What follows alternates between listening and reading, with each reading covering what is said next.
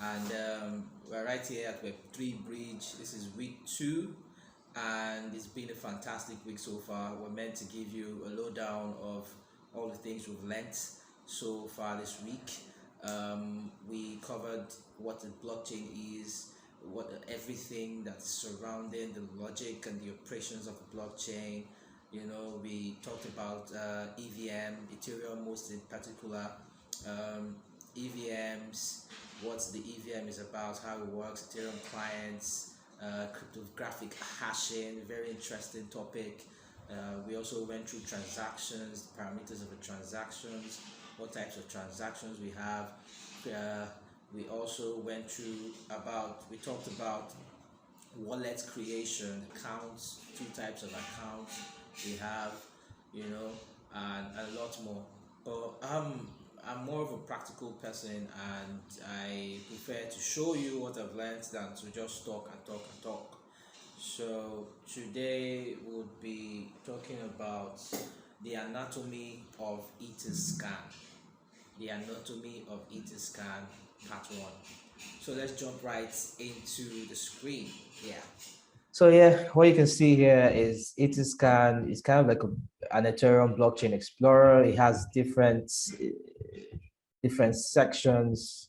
So it has the bar, the search bar, where you can check or search for addresses. It also has you can search for transaction hashes, you can check for block, you can check for tokens, you can check for the ENS. Right here, you can see the pricing, the market cap, and all of that. But what we're talking about today, what we want to discuss is about transactions. We need to know the anatomy of a transaction, what it is. So let's look for this. On the right-hand section, we can see it has a list of transactions that has occurred, transactions that has changed the state of Ethereum, because they call Ethereum the world computer. So all of these transactions would change the state. So this is looking like something that has like a 3 ETH value. Let's check this transaction and analyze it. Okay, so you basically would call this a transaction receipt, but what is written here is transaction details, but let's just call it a receipt because that's what it is. Let's analyze what has happened here. So an overview, we have the transaction hash. What is a transaction hash? So a transaction hash is basically kind of like an ID of a transaction on a block. So the status of this transaction is success. There are different status. You have different status of a transaction. You have a pending transaction. You have a queued transaction, cancelled, replaced, and failed. But in this case, it's a success. So a transaction that is on the blockchain has to be a success. It just shows that, oh, we verified and gone through all the parameters required for this transaction to go through, and it has gone through as a success. So block, you have a block number. This is just the number of where this transaction sits. Okay, the block number of where the transaction sits. Block confirmation is the number of blocks mined since. So it's the number of blocks mined before this particular transaction was mined on the blockchain. So we have 20. Okay, so the timestamp, it happened 4 minutes ago. From basically is the address, the sender address, the address that initiated the transaction. Most of the time, it's typically an EOA. An EOA basically is an externally owned account. An externally owned account is an account that is owned by a human being, which is this account has a private key associated with it. Okay, and this account it only contains a balance and a nonce. So this should be from an EOA, and then the 2 is the recipient. This is a very weird looking address, but I believe this is an ENS, So this is an ENS. So that's where it is sending money to, or the transaction is sending value to. So the value here is the amount of Ether that was sent. It said 3.293 yada yada yada. So it says 3.29 Ether, which is the value of $5,000. That's a lot of money. So the transaction fee. So the transaction fee is the amount of money that was paid for this transaction to be mined. So this money is basically paid to the miner. So the miner gets $0.24, which is 0.0015 ETH. The gas price basically is the cost per unit gas for the transaction. So the cost per unit gas is basically in weight. This is the amount. And then we have the gas limit and the amount used, the transaction of gas, the gas used for this transaction. So the limit for a typical basic transaction is 21,000. 21,000 gas is what is used, you know. So that's the limit.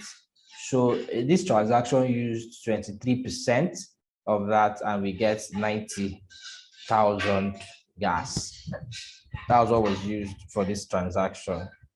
So the gas fees, the base fee, basically, this is the base of what was spent, you know. So base fee refers to the network base fee at that time of the block. So it just means that this base fee basically changes. It varies depending on how busy the network is.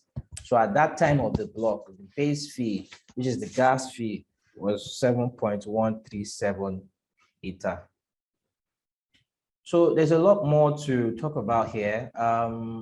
The transaction type is 0, and then we have the nonce. This nonce is very, very important. Nonce, the function of a nonce. So a nonce basically is a digit or a set of characters that is added to your transaction to prevent replay attacks. So it is sequential. A nonce is sequential when it comes to transactions, but a nonce is kind of like random when it comes to blocks. So the nonce for this is 334822266 with a position of 258. So basically, this is one transaction. Let's see if we can find another transaction to analyze. Okay, there's this. So the same thing, transaction hash, like we said, the block number, yes. And then the transaction action, this is very important. This is, and this looks very interesting. This is talking about, this is a swap. So right here, we're swapping Ether for a currency called Kraus using Uniswap v3. So this is a swap transaction, okay? So from who is from this ENS, you know, it's called qhuawei.eth. So an ENS is basically the Web3 equivalent of DNS in Web2. So the two parameter here is just telling you who it was sent to. Tokens transferred, so we can see it was transferred from Uniswap to this account, and then from here to here, and it just shows you the action that occurred during the entire transaction. So as usual, the value that was spent was 0.05 Ether. As $76 transaction fee, like we've explained earlier. And then moving down, so this is looking very interesting here. So what we have here is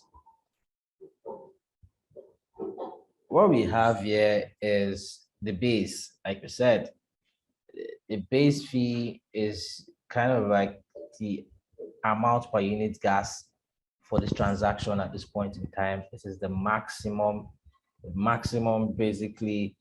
We have the bond and tax savings. So the total amount of ETH bonds for this transaction, you know, and total saved, fees saved. So after all of this is done, we'll bond this, and then this is the amount that is saved. So all of this transaction is working on the EIP 1559 1559 specification. So EIP basically means an Ethereum improvements proposal. So that was where they introduced the base fee, the max, and the max priority. Okay. So this right there is the binary data of this transaction that can be decoded. Okay. So this is a function. It says this transaction has a function saying sell ETH for token to Uniswap V3. That's the function. And these are like the parameters required, the bytes, you know. I'm not going to go into all of that. So if we click on decode input data, so it kind of like decodes the entire data to something that can be easily readable. Okay. So that's basically it on transaction receipts. I must have spent 13 minutes. I have to cut this down to maybe 10 minutes or 8 minutes. So that's good. So that is one. So that is an analysis of transaction receipts. Namaste. Thank you. So that's an analysis of transaction receipts. Namaste. Thank you.